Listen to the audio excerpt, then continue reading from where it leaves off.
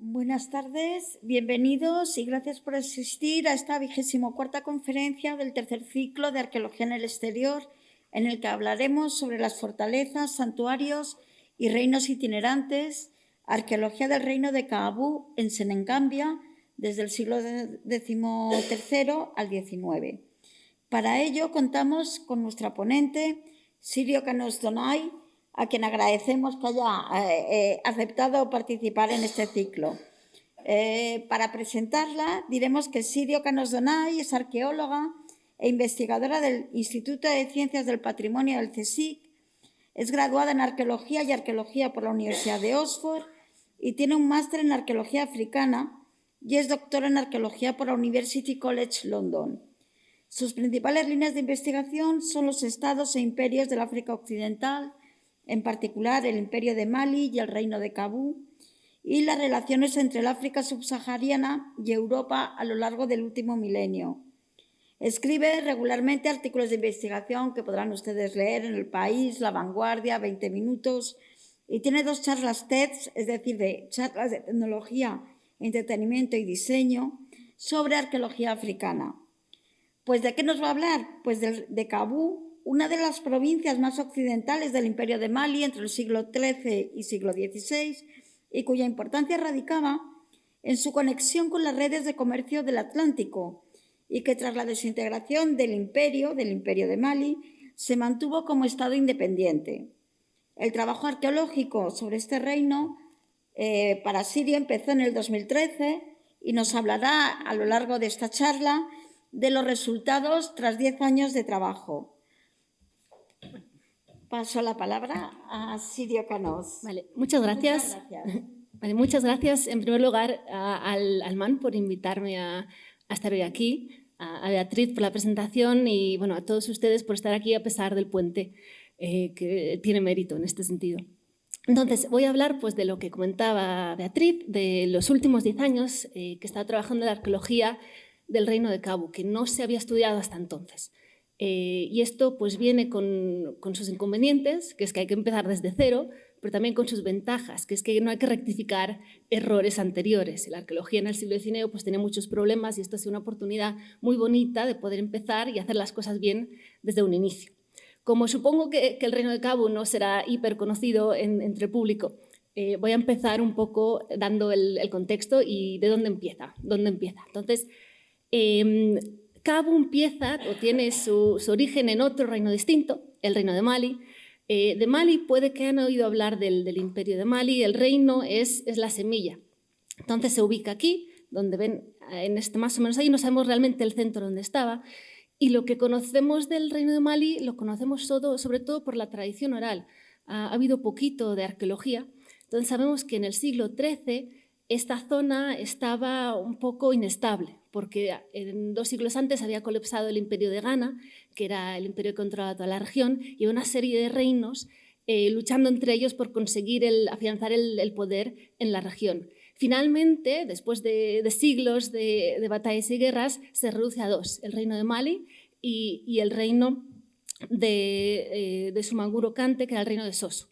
Entonces, Soso y Mali tienen una gran batalla que conocemos solo por esta epopeya, la epopeya de Sundiata. Sundiata es una especie de figura histórica mítica, un poco como el Cid, que sabemos que existió, pero que también hay toda una serie de mitología asociada a la persona que probablemente no sea histórica, estrictamente hablando. Entonces sabemos que Sundiata era el hijo del rey de Mali y es el que vence finalmente a sus grandes enemigos de Soso y unifica toda la región. Y no solo unifica la región, sino que amplía, envía generales en todas las direcciones hasta conseguir lo que es uno de los estados más grandes de la historia africana, el Imperio de Mali, que llega hasta la costa.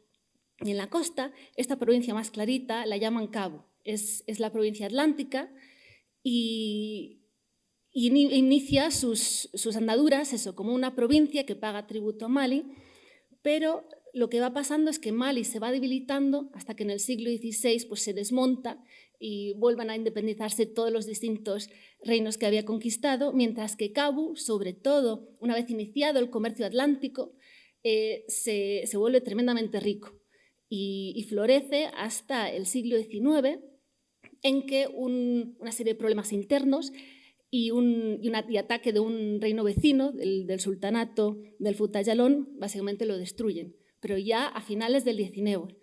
Entonces, esta es una de las pocas zonas en que tenemos la tradición política del Imperio de Mali sobreviviendo hasta la época colonial, lo cual nos da un montón de información súper útil para entender no solo Cabo, sino Mali también. Y esto nos puede pillar un poco así lejos de lo que conocemos habitualmente y de la península ibérica, pero no es así. La península ibérica tenía relación bastante intensa con el Imperio de Mali.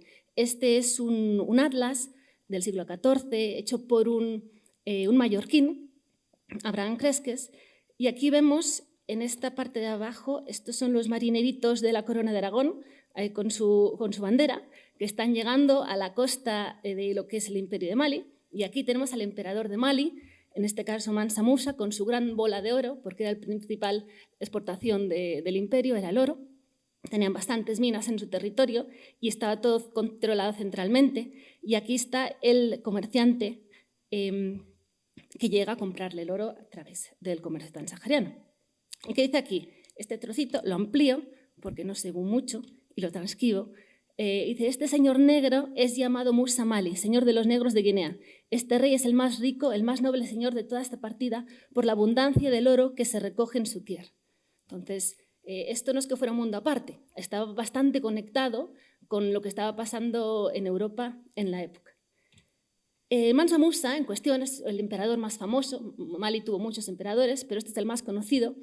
Y a pesar de haber vivido en el siglo XIV, salió en prensa no hace mucho, porque se calculó que es la persona más rica de la historia de la humanidad. Y esto se sabe porque Mansa Musa se convirtió al Islam y decidió hacer la peregrinación a la Meca. Y de camino a la Meca pasó por Cairo. Y allí llevó tanto oro que devaluó el precio del oro durante 2 décadas.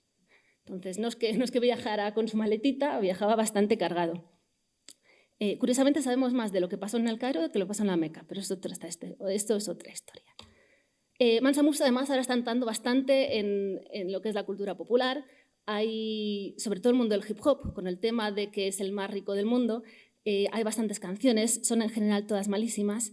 La de Khalid B es la única que se salva. La que me fascina más es esta, que es de un grupo polaco bastante peculiar, que es casi tan mala que es buena, pero no llega. También el mundo de los videojuegos ha empezado a entrar ahora, Mansa Musa, y a ver, con más éxito en algunos casos que en otros. Este es el Age of Empires, que le han puesto una especie de falda hawaiana encima, que no entiendo muy bien por qué. Este la han acertado más porque detrás tiene sí lo que es la mezquita de Djenné, de la que hablaremos, pero después le han puesto una especie de batín de la ducha que no tiene nada que ver con la indumentaria que se llevaría en la época. Poquito a poquito vamos avanzando ya en el Civilization 6, que es más reciente, ya han ido afinando un poco lo que es la vestimenta, pero bueno, queda por hacer, pero gracias a estas cosas que parecen triviales sí que empiezan a entrar un poco en el imaginario colectivo, que no solo había reinos en África, sino que además tenían su importancia y su poder.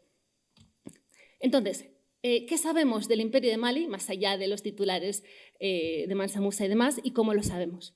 Pues una de las cosas más interesantes de la arqueología de esta región es la pluralidad de fuentes. Tenemos desde el siglo XI viajeros árabes que llegan a través del comercio transahariano.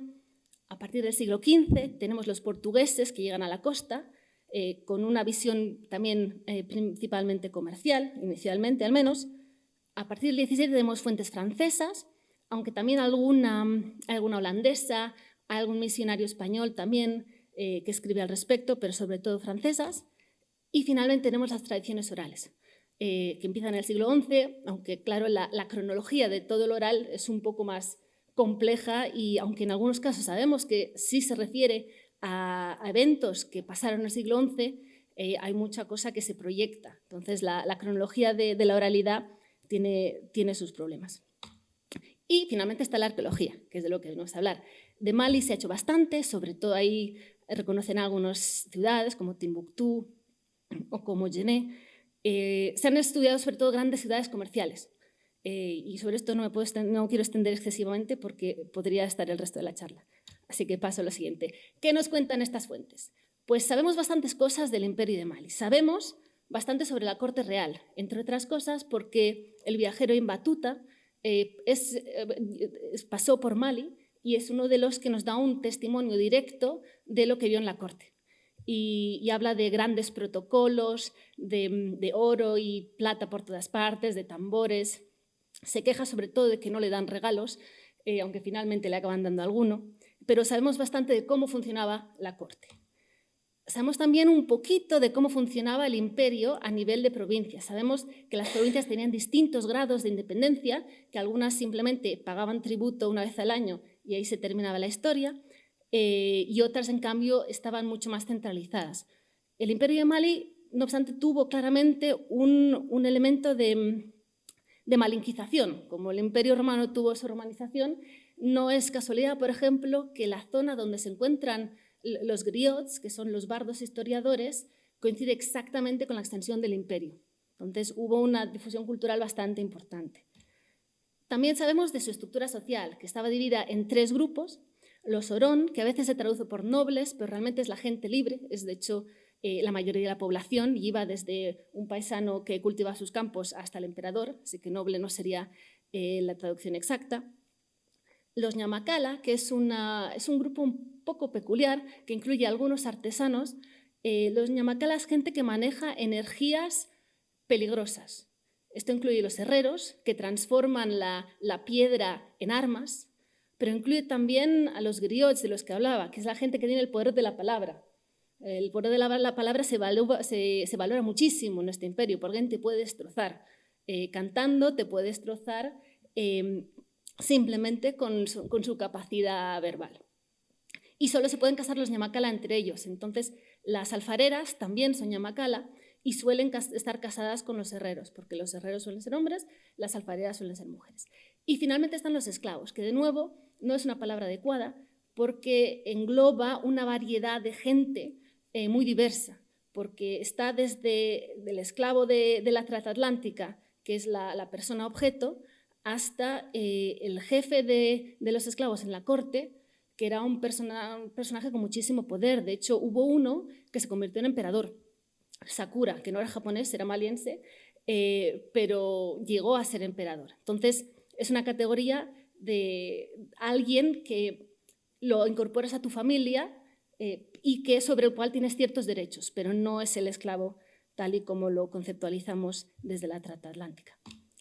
Sabemos también bastante del comercio, porque esto a la arqueología se nos da bien, porque el comercio deja restos materiales. Entonces, sobre todo el comercio transsahariano, en las excavaciones, en Djenné, en Timbuktu y demás, han dado bastante información.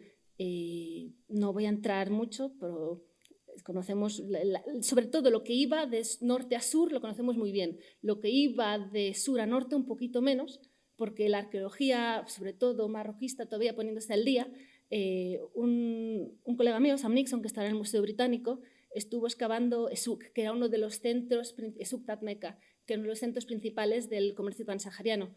Y de viaje en Marruecos vio un yacimiento que estaba lleno de cerámica africana, que nadie la había reconocido como tal, porque hay una división entre el norte de África y el sur del Sáhara en la arqueología que hace que a veces esta información no pase. Entonces hay bastante que hacer en esa dirección, pero bueno, algo sí que conocemos. Pero también hay un montón de cosas de Mali de las que no tenemos ni idea. La primera, y bastante gorda, es dónde estaba su capital o si tenía capital. Yo personalmente creo que Mali no tenía capital tal y como la entendemos en Europa, sino que tenía una serie de centros de poder que iban cambiando, porque lo que habla la tradición oral habla de Mansa Dugu. Mansa es el rey, Dugu quiere decir ciudad. Entonces habla de ciudades del rey, no de capitales. Esto quiere decir que un rey puede tener más de una y que dependiendo de quién fuera el rey podría ir cambiando. Pero bueno, de nuevo, sobre esto me podría extender excesivamente y no es plan.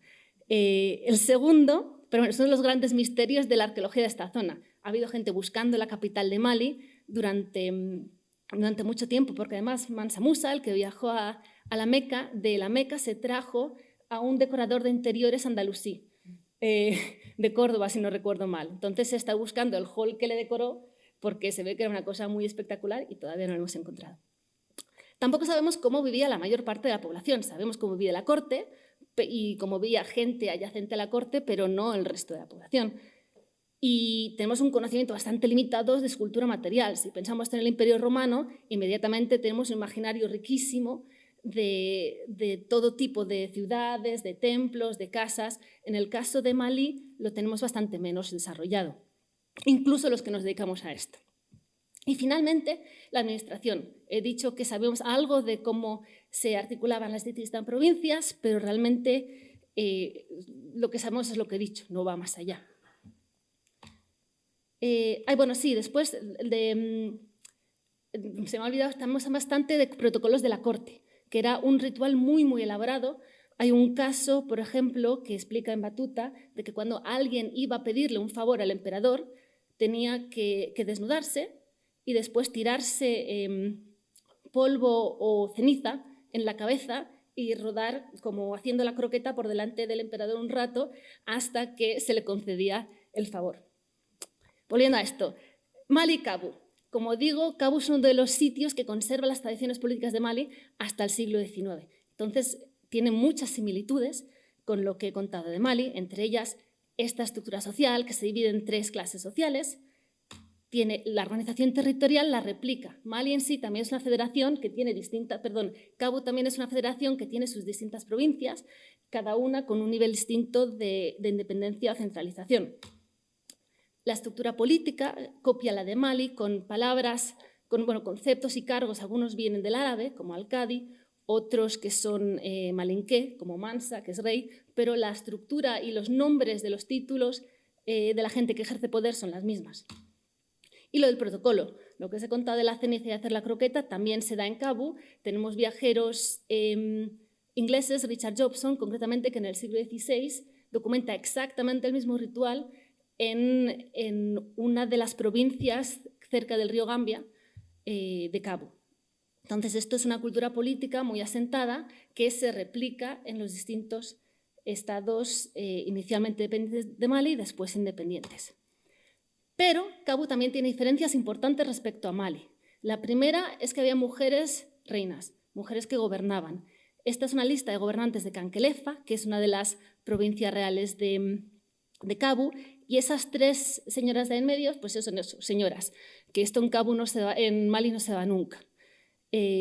La otra, que está relacionada, es que tenía una nobleza Kabu, los ñancho, los jorón, había la gente llana y los ñancho, que eran los nobles. Y la nobleza se transmitía solo por vía materna. Si tu padre era noble, pero tu madre no, tú no eras noble. Tenía que ser noble tu madre. Y esto tenía implicaciones a la hora de quién podía gobernar y quién no. Y esto probablemente se deba a la integración de los sistemas políticos de Mali con la cultura ya existente en la región. Porque lo que sabemos de lo que había antes de Mali, que no es mucho, es que había reinas. Entonces entiendo que esto sería una fusión, pero aquí ya estoy elucubrando sin demasiada base de lo que había con lo que llegó de Mali. La otra cosa peculiar es que Kabu tenía un sistema de poder rotativo. Había 3 provincias que se turnaban para gobernar. Entonces eran Jimara, Pachana y Tumana. Cuando se moría el rey de Jimara, Pachana elegía, cada provincia tenía sus mecanismos, al nuevo rey de Kabu. Y así iban rotándose sucesivamente. Y uno de los problemas del final de Kabu fue que Jimara se murió el rey y no lo dijeron para conservar el poder. Entonces hubo una crisis sucesoria y cuando les atacaron de fuera, las distintas provincias no fueron a ayudar a la capital, porque habían dicho este reino no representa. Entonces era un equilibrio de poderes bastante delicado. Y a veces esto del poder rotativo se replicaba a nivel de las provincias. Había ciertas provincias que también la familia que gobernaba la provincia se turnaba entre varios grupos. Y finalmente, lo que más aparece de Kabu en las tradiciones orales de la región es su final. Su final, que es conocido en la tradición oral como Turubán. Turubán se suele traducir como aniquilación. Realmente quiere decir el fin de la semilla. Turubán viene de la agricultura, que es cuando se acaba una semilla y ya no puedes plantarla más porque ya no existe. Entonces es la aniquilación de esa especie y se aplica aquí como la aniquilación de Kabu. Los kabunqués dejaron de ser. Y a esto volveré porque arqueológicamente es algo que hemos estado documentando. Entonces, esto es así como vamos de tiempo. Reguleras. Vale, pues esto es lo que sabíamos antes de empezar a trabajar. Entonces, hace más de 10 años, 12 años ahora casi, empecé con mi doctorado que me vino un poco arriba y decidí empezar con la arqueología de un reino que no se conocía. Entonces, ¿cómo empecé? Pues vi que en la tradición oral se mencionaba como el yacimiento más antiguo de Cabu Mampatim y pues puse el cuadrado verde en torno a Mampatim. Y allí que me fui yo y unos colegas de Dakar a empezar a comentar la arqueología de Cabu. Entonces, este fue el primer proyecto. El segundo, ya intentamos enfocar un poco más a una provincia histórica, Pachana, que he mencionado, una de las provincias reales, para intentar entender un poco las dinámicas de poder en el paisaje y cómo evoluciona a lo largo del tiempo. Y finalmente el proyecto actual es el de Kansala, que es el de la capital. Ya teníamos suficiente información para empezar a estudiar esta capital un poco misteriosa que los europeos nunca visitaron y que cayó mucho antes. Perdón, no he dicho lo de Turubán, esto es importante.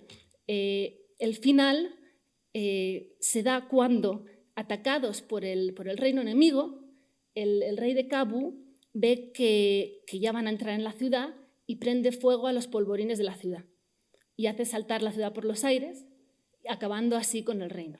Pues este es un dato importante que no había dicho. Y esto son las cosas que hemos estado intentando documentar en este último proyecto. Entonces, el primero, voy a ir bastante rapidín para no aburrir.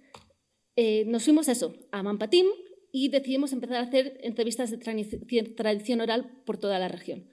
¿Por qué? En primer lugar, por una cuestión científica, porque tienen un montón de información, y en segundo lugar, por una cuestión social, porque es una zona donde no se ha hecho arqueología antes y que te venga gente de fuera, particularmente una blanca, a empezar a hacer agujeros por allí, pues algo que tienes que explicar, porque no se entiende así de primeras. Entonces hay que hacer mucha labor de explicar lo que estás haciendo, que me parece justo y además es muy útil para intentar hacer las cosas bien. En una zona, sobre todo, donde la arqueología tiene un legado colonial muy importante, es fundamental pensar bien cómo hacer las cosas.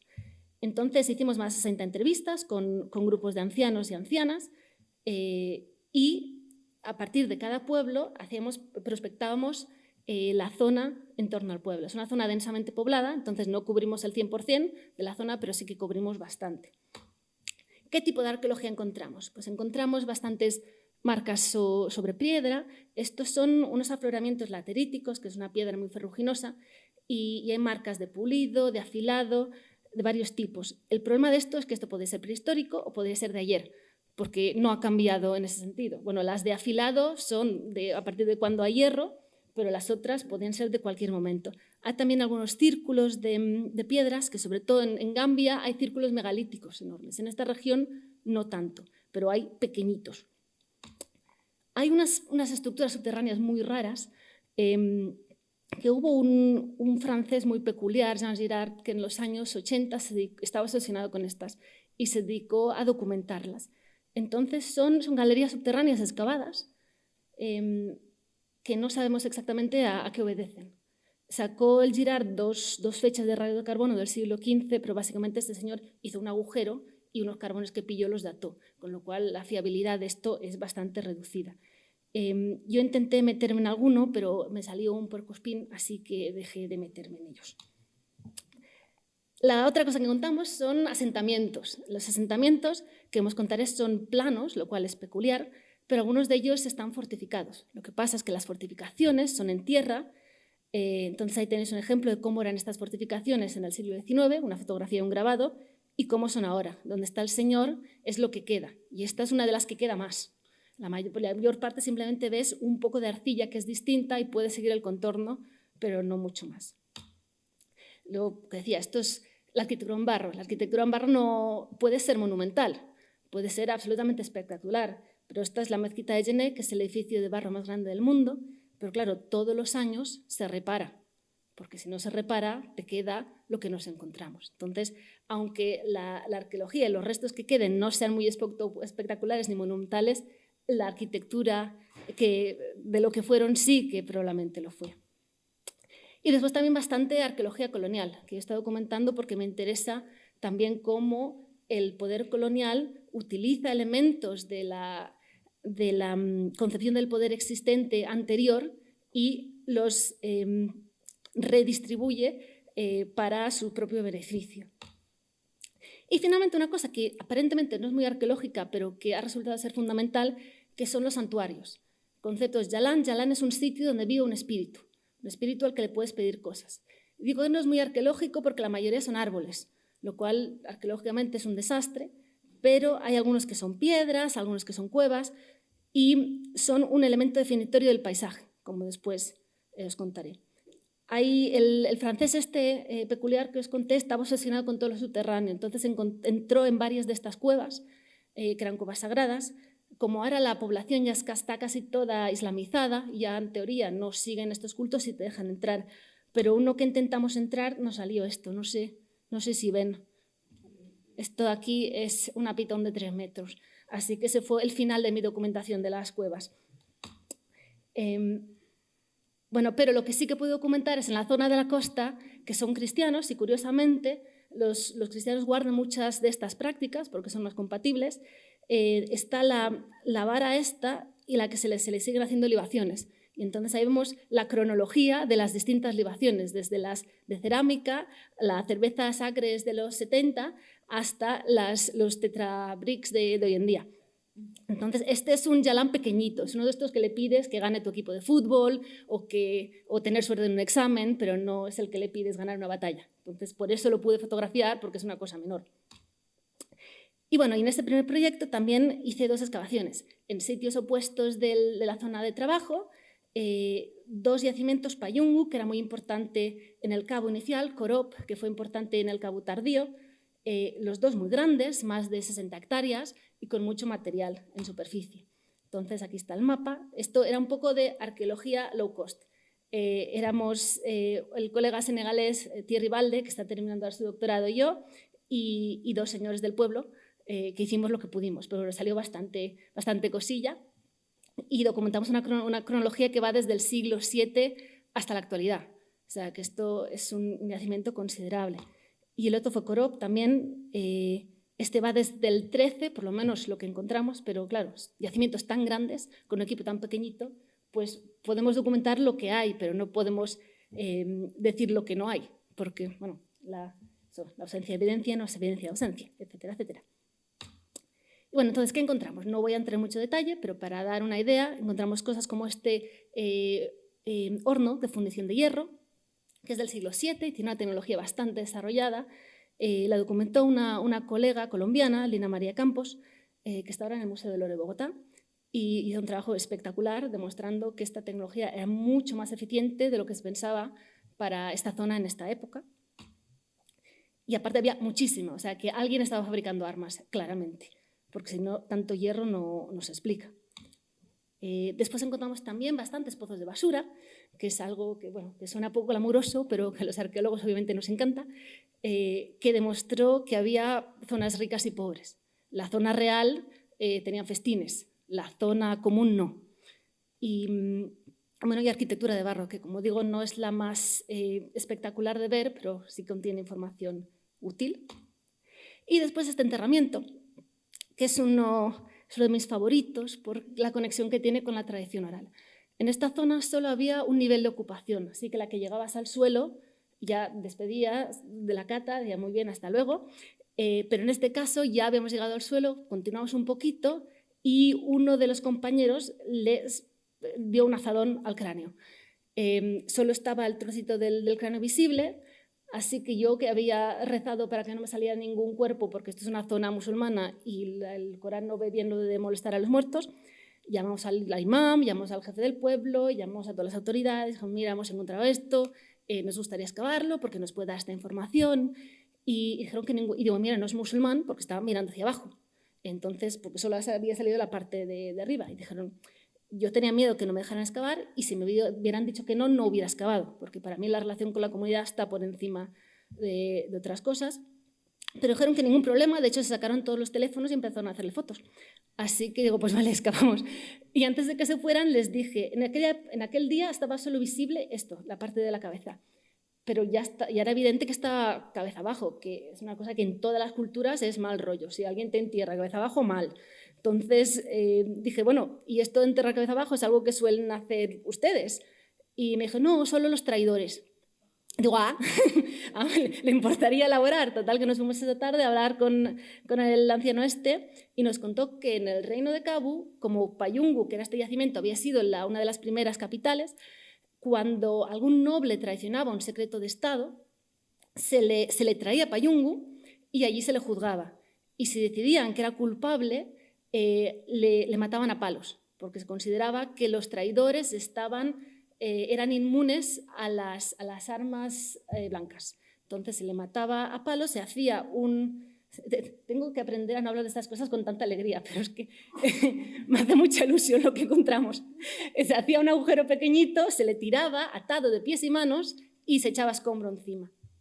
Y es una zona además que estaba la fortaleza, y después estaba esta zona que era como un buffer antes del pueblo en sí. Y en esta zona se enterraba a los traidores y a los caballos. A los traidores porque eran menos que personas y a los caballos porque eran más que animales. Entonces toda la gente que estaba en la zona liminal iba ahí. Pero bueno, empezamos a excavar y claro, todo lo que nos salió confirmó lo que había dicho el anciano. El que más flipó fue el anciano en sí, porque decía que esto lo había escuchado de su padre, pero que nunca se había creído que fuera verdad. Y efectivamente nos encontramos a un señor de 50 y pico de años, bastante alto para la época, atado de manos y pies, causa de muerte un boquete en la cabeza, y en el húmero tenían marcas de alguien que sabía, bueno, el húmero tenía partido y el cúbito en el radio tenía marcas de alguien que se había defendido. Con lo cual, el pueblo, todo es una alegría de haber encontrado esta muestra de mutilación tremenda. Pero bueno, fue un momento bonito de ayudar a confirmar la tradición oral a través de la arqueología. Y bueno, esto fue la primera fase, también hicimos la cronología cerámica y todas estas cosas, que son de las que no voy a entrar porque es un poco más aburrido. La segunda fue intentar entender cómo funcionaba a nivel del paisaje Cabu. Entonces elegimos Pachana, que era una de las provincias reales, y además tiene una peculiaridad, que es inmortal. Pachana empieza como provincia de Cabu, después cuando Cabu colapsa, después de la explosión de su capital, el reino que le sucede, que dura 20 años, también mantiene Pachana como provincia. Los franceses lo mantienen como cantón colonial y hoy en día sigue como región de Senegal. Entonces, además de entender la parte arqueológica, quería entender por qué ha sobrevivido esta región a través de 4 estados distintos. Como esta vez había un poco más de dinero, me pude permitir ir a archivos, que es algo que no había podido hacer en el doctorado. Y estuvo muy bien porque los de Banjul, en Gambia, por ejemplo, tenían un montón de tradiciones orales de los años 70, que era una mina. Dakar tenía un montón de información de viajeros franceses. Los franceses tienen un montón de cosas que en teoría no deberían tener porque lo habían dejado en Dakar, pero las tienen todavía, etcétera, etcétera. Entonces encontré cosas como la foto este señor de aquí es Musa Molo, el último rey antes de la época colonial. Esta es una foto que me encontré en Londres que nadie en la región había visto nunca. Entonces fuimos a los descendientes de Musa Molo a llevarles la foto, el señor se empezó a llorar, fue una cosa espectacular y además está aquí toda la indumentaria, lo que os contaba antes de los videojuegos, que no saben cómo es la indumentaria. De esto no teníamos antes evidencia, porque claro, no sobrevivía arqueológicamente en las condiciones del suelo de la zona. Entonces lleva unos amuletos, este señor que en teoría a veces era musulmán, lleva una espada, las botas, o sea que esto fue una pasada encontrarlo. Esto de aquí abajo es una acuarela que no conocíamos de una de las fortalezas de Cabu, que está a 20 kilómetros de la capital, y que había una descripción de un francés, Ecart, que se perdió por allí en 1840, sí. Y a ver, no era un gran dibujante, pero sí que nos da una idea de cómo era esta fortaleza. Esto describe como una de 12 metros de altura. O sea, que os contaba que la arquitectura de barro puede ser muy monumental, esto es confirmación. Esto de aquí abajo es un texto de un capuchino español en la zona, que no aporta gran información, pero es muy gracioso. Y y esto de aquí es lo más parecido que he encontrado nunca a un mapa del tesoro. Porque aquí dice, no se llega a ver, dice Tata en ruinas. Tata es como se llaman las fortalezas. Entonces, este es lo que utilizamos en este proyecto para encontrar la fortaleza que queríamos excavar. En este proyecto, como en el otro, empezamos con las tradiciones orales. Con en vez de 60 entrevistas, creo que hicimos 10. Con la prospección de superficie, de los distintos yacimientos. Esta vez tenemos un dron también para hacer las fotos chulas. Y finalmente decidimos, después de mezclar toda esa información, excavar Parumba, porque Payungu era la capital inicial de Pachana y Parumba era la segunda que se conocía. Entonces, esta vez tuvimos un equipo ya un poco más grande, con gente del CSIC, pero también de la Universidad Cheikh Anta Diop de Dakar y la Universidad de Ziguinchor, en el sur del país. Estudiantes de máster y Thierry, que es el que está haciendo el doctorado, que si me oye por streaming, que lo termine ya, por favor. Que lleva muchos años y la zona le necesita, porque es el único arqueólogo de la región, entonces es importante que termine. Lo que os comentaba, este mapa del tesoro es un croquis de Parumba de una batalla que hubo a finales del siglo XIX. Esto lo hizo un soldado senegalés al servicio de los franceses y marca, el resto no nos interesa, pero marca eso, el Tata ya abandonado, la fortaleza. ¿Qué es esto? Es esta zona de aquí está un poco más elevada, eso es el río, y entonces aquí que nos fuimos a excavar. Entonces excavamos el centro del Tata, excavamos una pequeña cata aquí donde era el camino de entrar a la ciudad y una aquí justo fuera de la fortaleza, para entender un poco las dinámicas espaciales. No voy a entrar mucho en las cosas que encontramos, entre otras cosas porque de estructuras no hubo mucho, pero la cata principal nos cayó justo en el patio de una casa, que a nivel de estructuras mal, pero a nivel de cosas estupendo, porque claro, la gente durante los siglos que fue ocupado fue tirando todo tipo de cosas. Y encontramos esto, que es un ritual de fundación. Este bol dentro tiene cosas. Esto era un pozo de carbones, de ciertas hierbas que se queman para empezar este ritual. Esto es un cráneo de perro. Y este es un ritual que se da desde el centro de Mali hasta la costa. Y el más antiguo que tenemos documentado creo que es del siglo XI, si no recuerdo mal.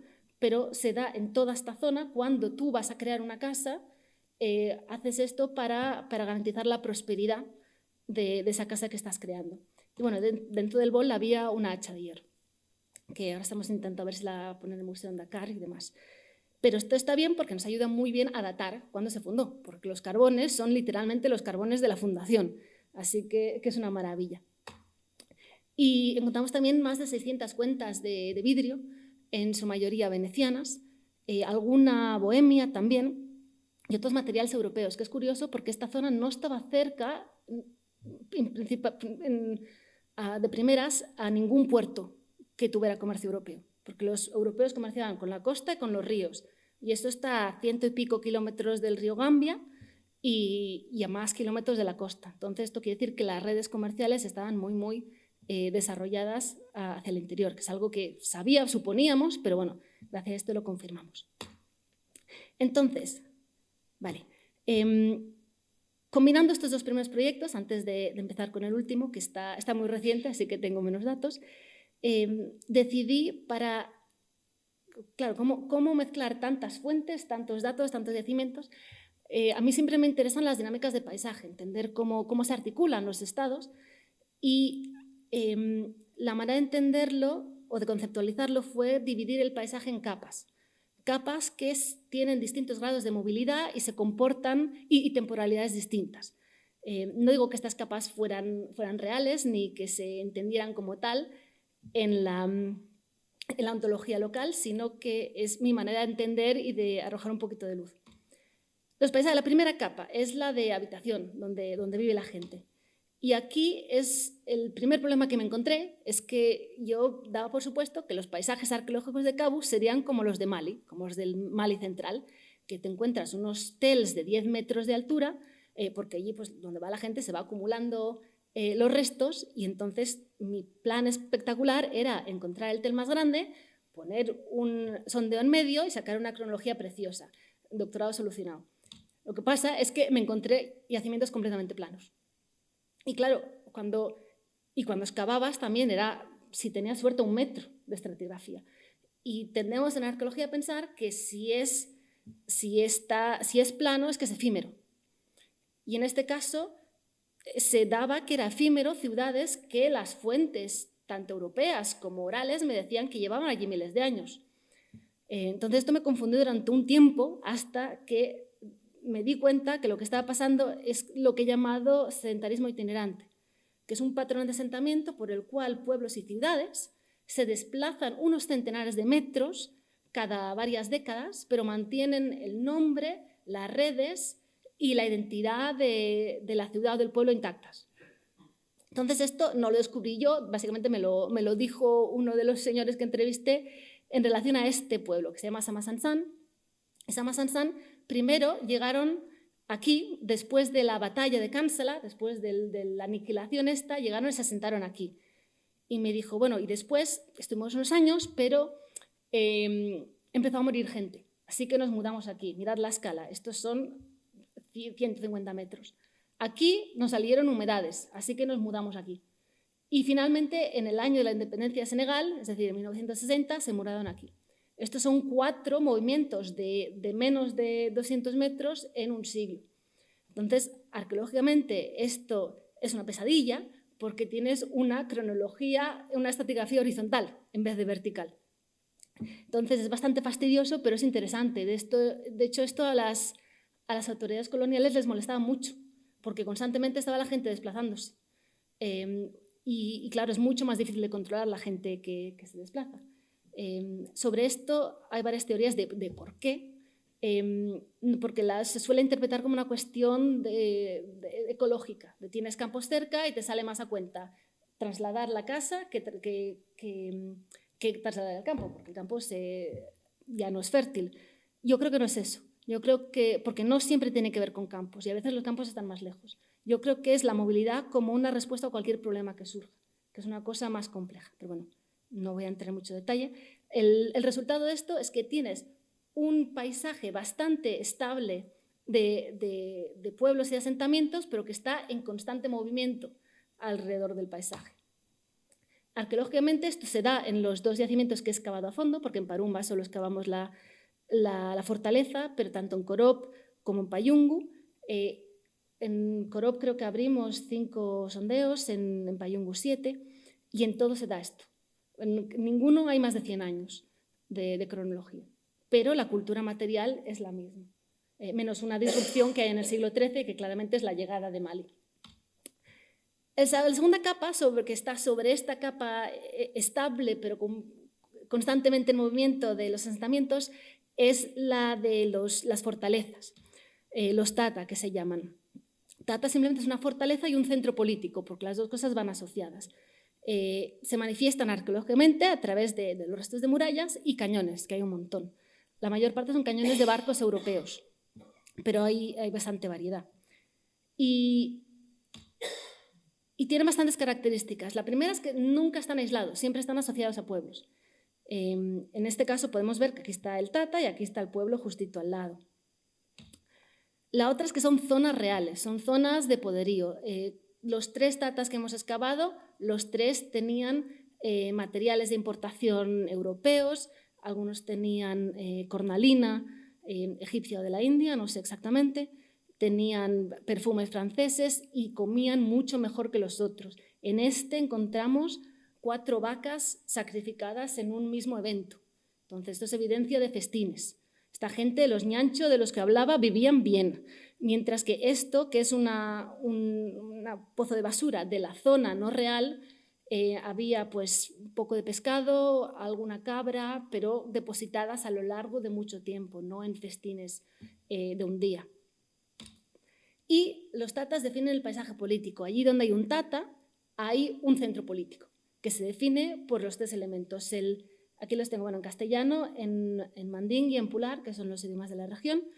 Entonces, cuando quieres, en la tradición oral, cuando se habla de cualquier centro político, te dan los 3 elementos. ¿Cómo se llama el territorio? Que he dicho tierra porque es la transición literal, tanto banco como lady quiere decir tierra, de quién es esta tierra, y la tierra y territorio no es lo mismo porque los límites son un poco más fluidos. Tiene un gobernante y tiene una capital, y esta tríada es la que te dan siempre en la capital, que está marcada por un tata, y esta es la tríada que te dan siempre para identificar el paisaje político. Y cada una de estas provincias que os mostraba de Kabu, cada una tenía un tata, excepto cuando cae la capital, que todos los pueblos se dedican a fortificarse. Pero se puede medir el nivel de fortificación como una manifestación directa de la falta de centralización. En momentos de gran centralización hay pocas fortificaciones. porque no dan permiso a nadie a fortificar. Cuando el poder central es flojo, todo el mundo fortifica. Y esto se ve muy claro en el siglo XIX. Y la más peculiar de todas es que duran poco. Pensamos en las fortalezas como una cosa permanente, en las murallas de Ávila, etc., pero en este caso no, en este caso son bastante efímeros. De esos Corop, que en todos los pueblos a los que íbamos yo preguntaba, ¿tienen un tat aquí? Y los de Corop me dijeron, sí, 4. Digo, ¿cómo 4?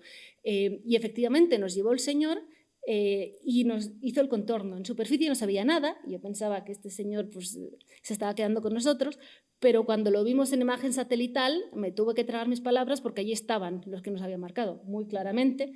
Este que es más grande, este es el más reciente, este es de principios del 20, bueno, finales del 19, principios del 20, este que solo se ve en los años donde hay vegetación, este así más redondo y el cuarto que no podemos identificar porque hay mucha vegetación encima. Pero este lo excavamos y este es de principios del 19 y este es de finales del 19. Esta es la transición del final de Cabu al inicio del Fuladu y los nuevos gobernantes eligieron no ocupar la fortificación que ya existía, sino construir una justo al lado de la que ya había. Es decir, que lo mismo que os contaba con el Imperio de Mali, que las capitales pueden ser un poco más fluidas, también pasa con las fortificaciones. Incluso cuando el poder se mantiene en el mismo sitio, un nuevo rey no quiere ocupar la fortificación del antiguo rey, porque da mala suerte, porque tiene que demostrar también su poderío construyendo su nueva fortaleza, pero se da la paradoja que estas grandes fortalezas son relativamente efímeras. Y otra prueba, la propia de Parumba, el radiocarbono de los carbones estos del Pocillo, da que son de finales del 18, principios del 19. Este mapa es de finales del 19 y ahí ya estaban ruinas. Entonces, esto es una idea bastante clara de las décadas que duró. Este es un tata que se construye cuando Cabu empieza a fallar el poder central, todo el mundo se construye fortificaciones y a la que cae el siguiente estado, pues ya se abandona. Y en esta zona de Pachana no solo estaban Payungo y Parumba, sino que había 2 centros más, que demuestra también esta movilidad de los centros de poder. Payungo era la inicial, después se mudan a Parumba.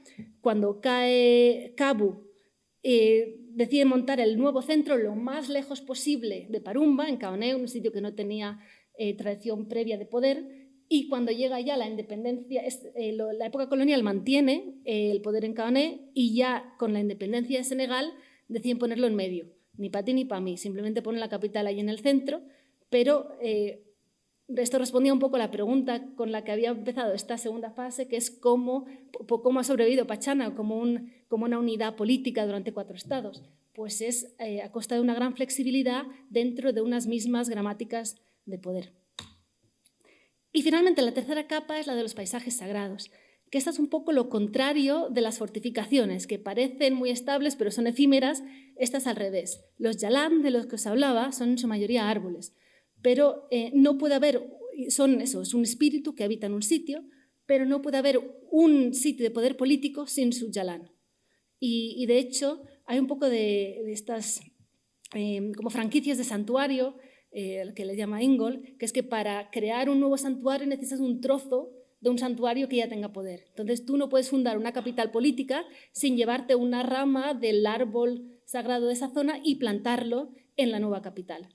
Con lo cual se crean también familias de santuarios. Y en Payungu, donde excavamos, ya había todavía uno de estos yalán y digo, pero esto ¿cómo no va a estar aquí desde el siglo XIII? Y dice, no, este es el hijo del que estaba aquí en el siglo XIX. También es cierto que son árboles muy longevos, porque algunos pueden llegar a tener 400 años. Entonces, estamos baobabs, el ceiba pentandra, son árboles muy, muy longevos, con lo cual la cronología es un poco más larga, pero aún así no dejan de ser orgánicos. Entonces, como arqueóloga, a mí me ha costado un poco entender que esto es algo que tengo que documentar también, porque son puntos fundamentales para entender el paisaje, porque además son los que más se recuerdan. Hay sitios que han sido capitales políticas y eso ya se ha olvidado, pero que está ahí el santuario lo recuerdan todavía.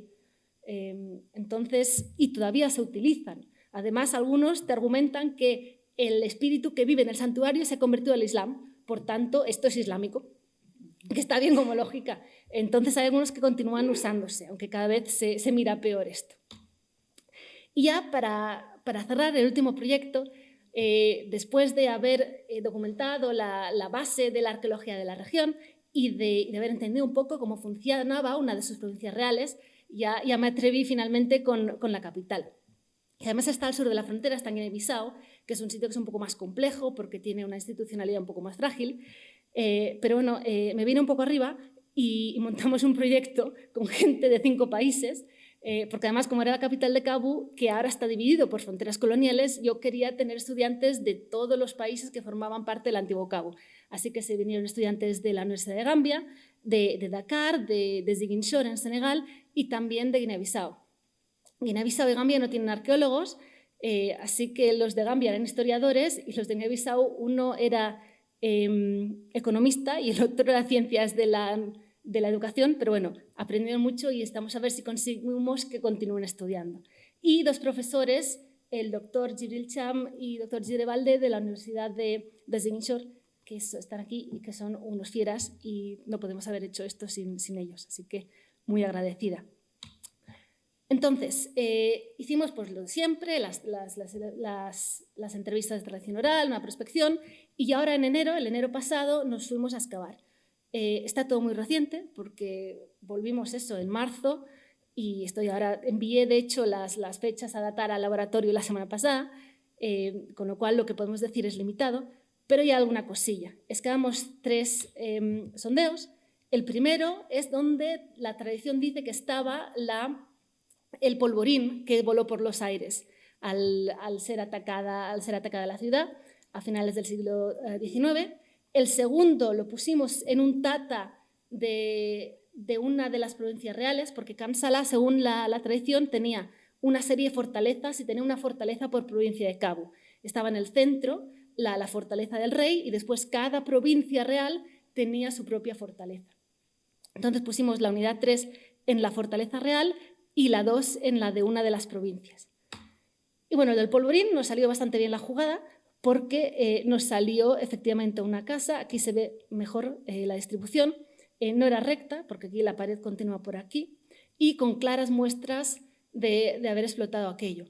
No solo sufrimos como unos desgraciados excavando porque aquello era hormigón armado, pero además encontramos balas, bastantes, y balas que no habían sido disparadas. Entonces, en todos estos años excavando no encontraron ni una sola bala sin disparar. Que ocurran justamente en esta estructura que la tradición asocia al polvorín es algo que es muy interesante y también tenemos a todos los abuelos locales entusiasmados, particularmente los descendientes del último rey que siguen viviendo allí.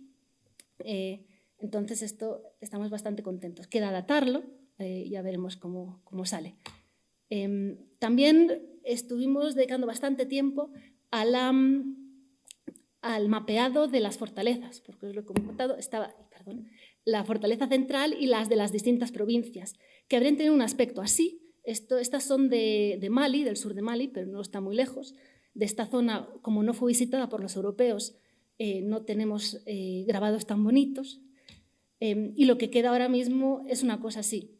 Quedan estos montículos, pero que si los sigues te salen mapas bastante exactos.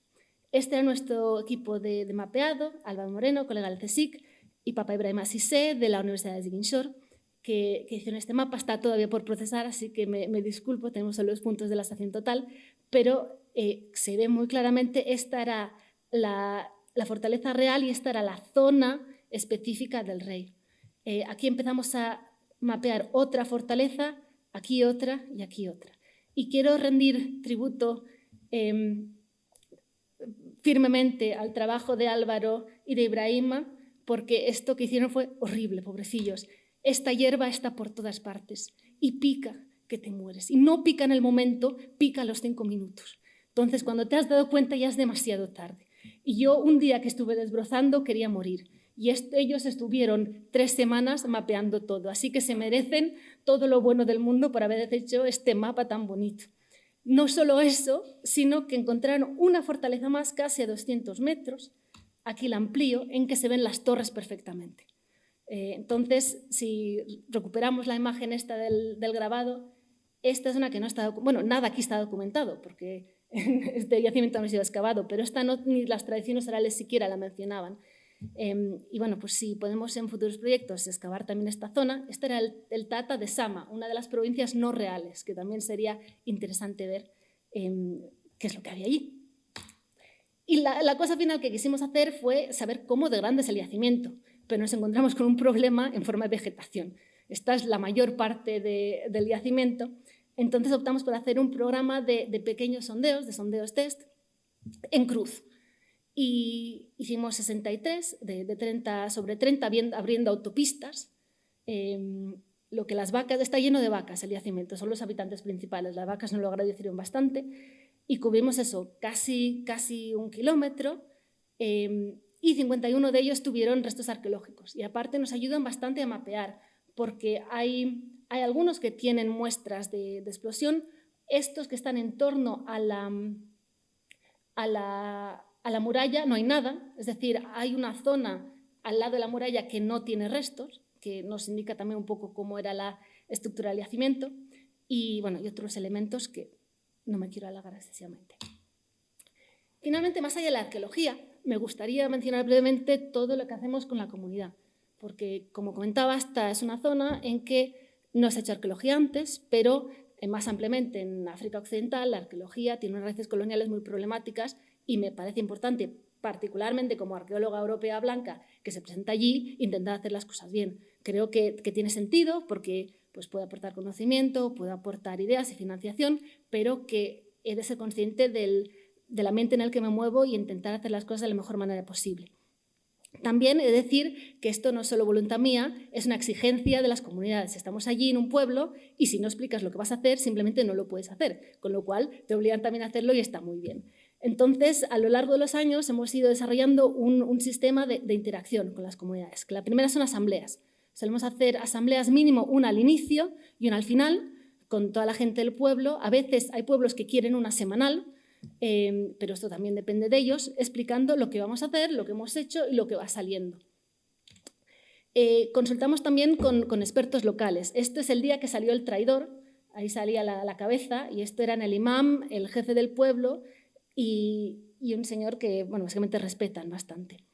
Los herreros son una maravilla, porque lo que a nosotros nos costaría 4 meses de identificar, ellos te lo identifican al momento. De hecho, había un objeto misterioso que salió de Parumba, que lo llevamos así, en plan, ¿esto qué es? Y me lo miró y me dijo, esto es un pedal de bici. Y efectivamente era un pedal de bici.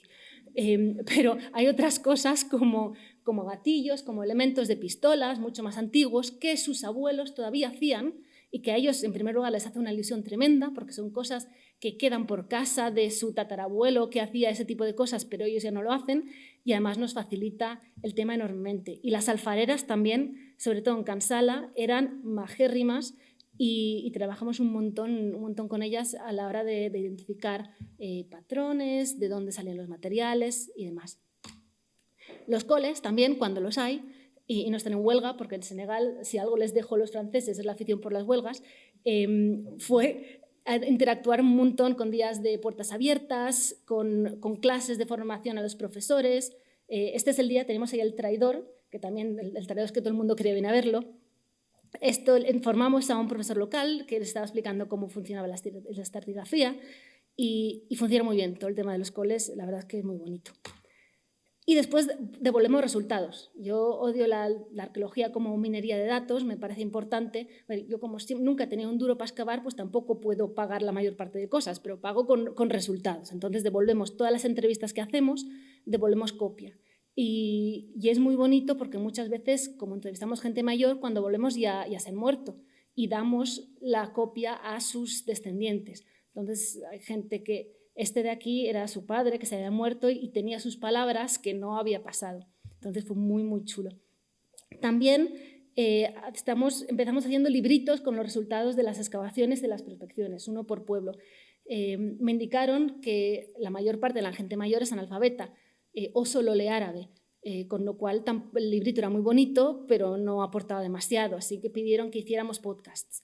Hicimos el primero y ahora nos han pedido un documental. Pero bueno, vamos a ver hasta ver cuánto podemos llegar. También fotos. Esta era una foto del rey de Musamolo, que encontré en Londres, que le dimos a su descendiente, que también estaba muy contento. Hacemos pequeños tours con los materiales de la excavación para llevarlos a los pueblos y decir, pues mira, este trozo de cerámica, pues esta es la información que nos puede dar. Y también un poco formar a la gente, que está muy bien porque cuando vuelves a trabajar en ese sitio ya te pueden ellos también indicar qué es lo que quieren saber. Porque me gustaría mucho ceder poder también a la comunidad a la hora de qué investigamos, pero claro, para poder decir que investigamos necesitan saber qué es lo que puede aportar la arqueología. Entonces, ha de pasar un poco por esta formación primero. Y ahora estamos llegando ya a ese punto que la comunidad tiene suficientes datos como para presentar sus propias preguntas de investigación, que está muy guay. Y bueno, en Can Salah hemos tenido por primera vez músicos. Como os contaba, los griots, también conocidos como jellies, son los historiadores de la región. La historia en esta zona se canta. Y como homenaje a esto, pues queríamos involucrarlos, a los propios griots, en la excavación. Entonces vinieron, esto directamente es el sondeo de excavación, que el señor sacó la cora y se puso a tocar allí, y fue muy bonito porque se considera que no se puede hablar de historia sin un fondo musical. Entonces a la que iba yo a hablar de algo de la excavación, ella, espera, que saco la cora. Y ya hasta que le ponía el fondo no podemos hablar de historia en mayúscula. Y nos ayudan también mucho en la interacción con la población, porque pues, los datos arqueológicos a veces son un poco secos, mientras que ellos le añaden la épica absoluta y son muy buenos presentadores. Entonces, son también portavoces. Nos vino a visitar, este señor de aquí es el ministro de la presidencia de Guinea-Bissau, que es descendiente también del último rey de Can Salah, y se vino con su propio griot, porque las autoridades viajan con su músico, que entra en el pueblo tocando y cada vez que habla el otro le canta las alabanzas. Este griot es neogalisa, que es un músico espectacular. Estamos intentando traerlo a España porque además habla castellano perfectamente y hemos quedado que nos va a hacer un informe cantado de la excavación, que nosotros le entregamos el informe y él hará una versión cantada. Si todo va bien, para verano lo tendremos ya. Entonces, esta ha sido una parte nueva. Estas son las rocas de entronización de los reyes de Cabo. Hicimos una sesión de grabación con los griots cantando la epopeya de Cabo allí sobre la epopeya roca, que bueno, nos la hackearon un poco las autoridades locales, pero conseguí un pequeño vídeo antes de que se subieran todos. Y bueno, pensaba que ya había terminado, una pequeña página web que estamos haciendo para los coles con toda la información de los distintos yacimientos. Le falta todavía algo de información, pero poquito a poquito ya la vamos subiendo toda. Y la idea es también hacer un museo virtual con fotogrametrías de sitios, de objetos que puedan ser consultados, enviados por WhatsApp, que funciona muy bien ahí en la región. Y esto, de momento, hemos hecho 3 o 4 objetos, pues que no están centralizados, y yo he empezado a distribuirlos por WhatsApp, porque las fotografías de archivo funcionan muy bien. Y me fui a una fotocopiadora en el sur de Senegal a que me imprimiera unas fotos para darle al descendiente del rey, y para cuando llegué ya le había llegado por WhatsApp porque la fotocopiadora yo la había distribuido por todos los grupos de la región. Entonces, a la hora de difundir va muy bien, y este era el tambor de este mismo rey, que está todavía, lo tiene uno de los descendientes, hay muchos descendientes, en su casa, y al hacer la fotogrametría pues lo pudo compartir sin tener que ceder el objeto en sí. Y ya está, con esto creo que no me he pasado excesivamente, y es un poco un resumen de lo que he estado haciendo estos últimos 10 años, y cualquier pregunta, aquí estoy.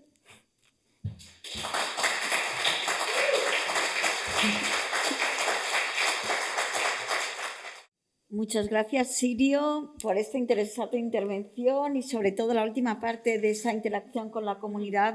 Creo que es tremendamente interesante.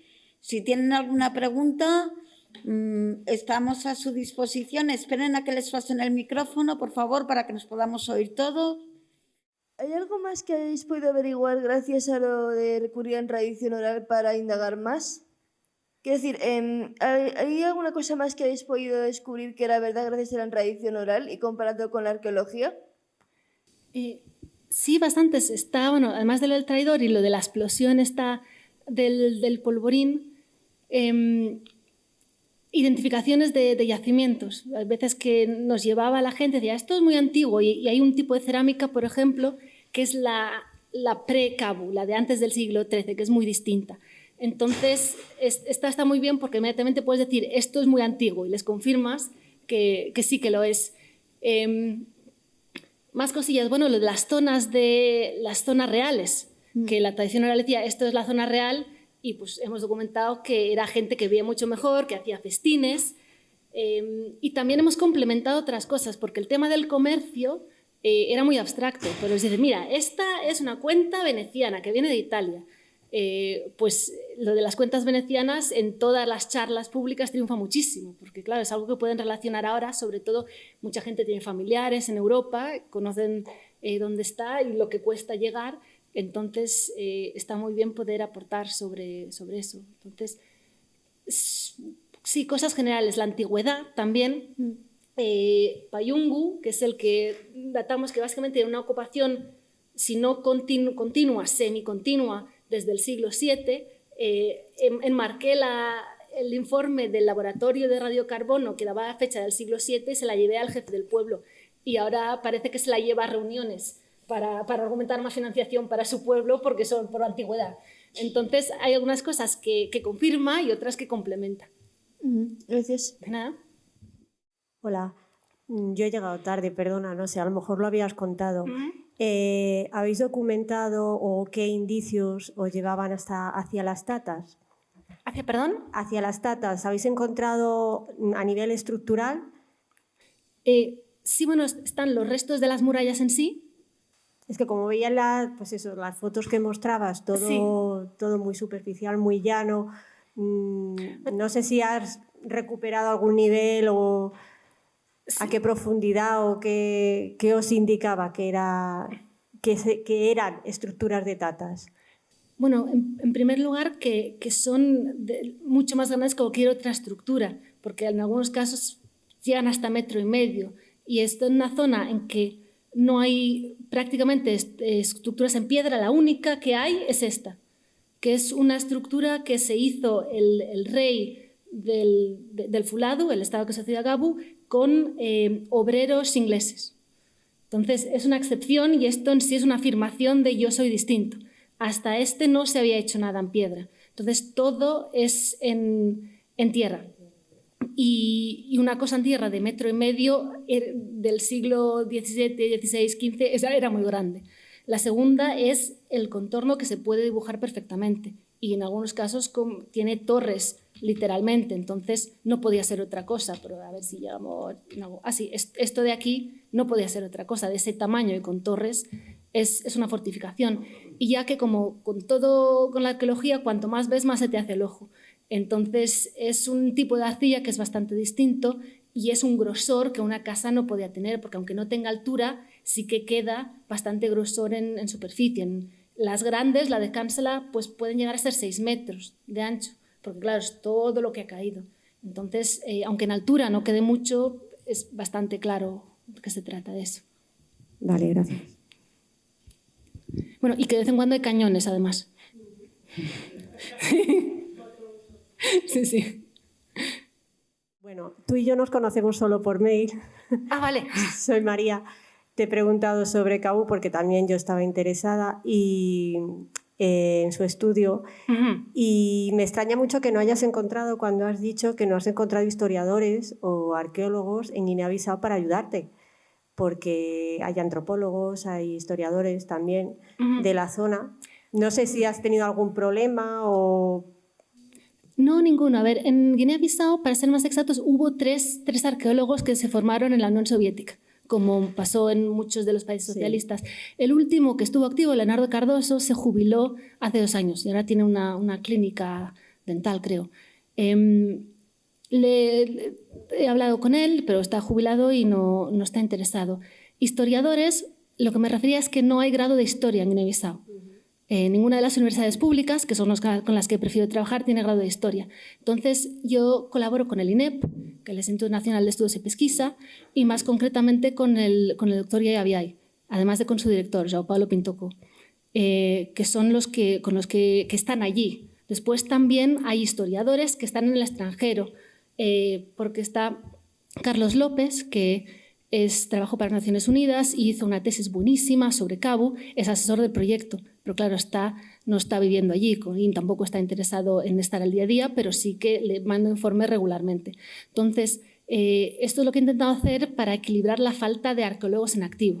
Entonces, los informes al último arqueólogo en activo se los envío regularmente y trabajamos con el INEP y con la Universidad Amílcar Cabral, además con el departamento de Ziguinchor, que es la universidad más cercana, que tiene un grado y un máster en arqueología, para intentar enviar estudiantes allí. Entonces, los dos que se vinieron, la idea es que continúen su formación en Guinea-Bissau para que en un futuro sí que haya arqueólogos.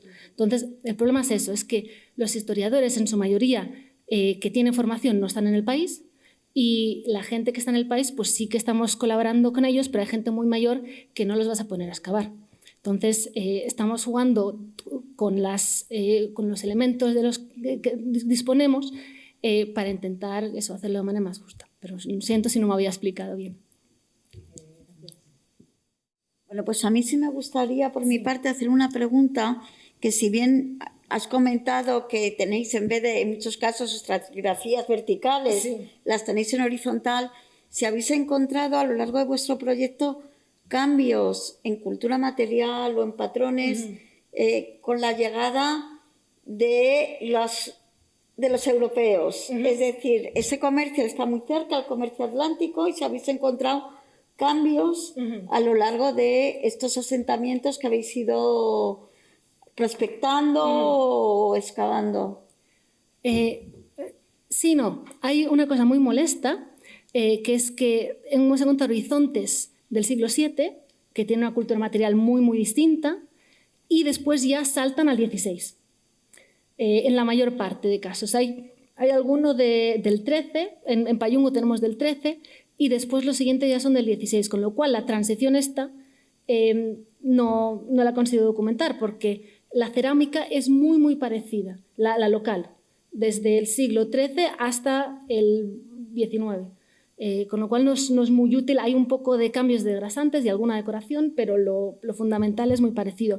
Y la entrada de materiales europeos, pues que entran, bueno, que no son materiales europeos, pero entran pipas. Las pipas son todas post-siglo XV, porque hasta que no llega el tabaco de América realmente no se utilizan, que esto es una cosa curiosa, porque allí había hierbas, pero ha habido varios estudios y todos los residuos de dentro de las pipas son de tabaco. Con lo cual la pipa es un buen marcador cronológico de post-siglo XV. Y después están las cuentas, que sobre todo entran a partir del siglo XVII, aunque ya hay alguna anterior. Pero no sé si es por lo limitado de lo que hemos podido hacer hasta ahora, por la muestra que tenemos o porque la transición es muy gradual, pero no he identificado algo que pueda decir con solidez que este es un cambio tremendo que pasa con la llegada de los europeos. Por otra parte, todavía no he estudiado, que esto es una cosa que quería hacer en la próxima fase, es estudiar algunas de las provincias que estaban sobre el río Gambia, que tenían contacto directo con los europeos, porque todas las que he estudiado estaban alejadas de las zonas de contacto europeo. Entonces, es normal que el impacto de la llegada de los europeos fuera menor. Me gustaría poder contrastarlo con los yacimientos cerca del río, que ahí hay interacción directa. Entonces, esta sería la manera de ver el efecto que tiene, porque en el otro sitio pues, empiezan a aparecer objetos europeos, pero más allá de eso no parece haber ningún otro cambio. Muchas gracias. ¿Alguna pregunta más? Pues entonces, sin más, muchas gracias a todos por su asistencia, muchas gracias a Sirio por esta magnífica conferencia y les invitamos a nuestra siguiente conferencia que tendrá lugar dentro de 7 días, dentro de este mismo ciclo y que versará sobre la Blanca, 15 años de investigaciones arqueológicas en el Valle del Río Mopán, en Guatemala, que impartirán Cristina Vidal Lorenzo de la Universidad de Valencia y Gaspar Muñoz Codme de la Universidad Politécnica de Valencia. Muchísimas gracias a todos.